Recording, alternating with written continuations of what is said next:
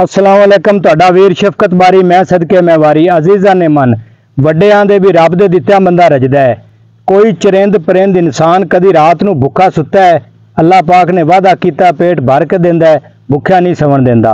ते क्यों साडे ईमान पतले हो गए ने ते तवक्कल इल्लाह तो असीं हटदे जाने आ। दे इस मुल्क दे विच गरीब ते माड़ा होना एडा वड्डा कोई जुर्म है। माड़ा ते गरीब सी वो दसदा पिया भी 5 मरले बोए लई है घर वास्ते, पैसे भी दे दिते ने सारे, हुण साडे नां नहीं लवांदे पे। ते जे कोठे बठले तू तंग आया है उत्थे मिट्टी सटावन लगे हैं, उन्हां रोक दिता भी बोए दा रौला है।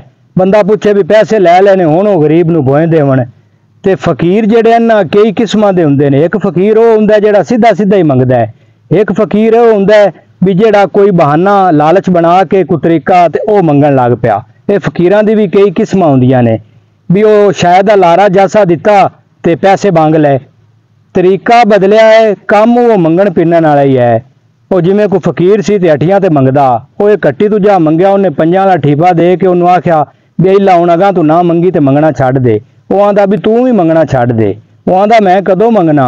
उन्हें आख्या फर्क अपना इन्ना है भी मैं वेले हत्थी मंगना, आखे तू कई शायद देवन लग्या पैसे मंग लैना।